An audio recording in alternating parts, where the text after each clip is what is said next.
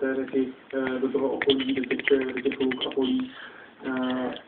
Praha 7 let, před Prahou se situace komplikuje, tak jak jsme mluvili o Botiči a Hostivaři.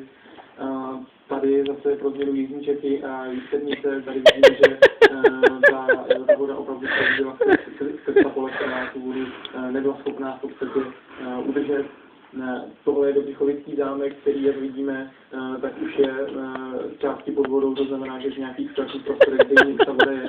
A jenom ještě pro představu, tohle je fotografie z pražských záběrů, kde vidíme, že i luxusní vozy jsou úplně pod vodou a ta situace je tam dramatická. Opět to zopakujeme, ta situace v Praze spíše by stála za pozornost mimo území Vltavy, mimo Vltavy, spíše boční přítoky Vltavy generují krizové situace. Nicméně jedna informace k centru Prahy dohodování byla uzavřena Národní knihovna v Praze, to znamená, že i tam asi očekávají nějaký vývoj.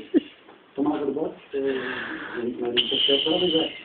Další úhel pohledu, další čerstvé vyjádření podle ministra vnitra Jana Kubice je zatím dost hasičů a policistů na čarbu hrádí a jiných nutných zásahů. O dalším postupu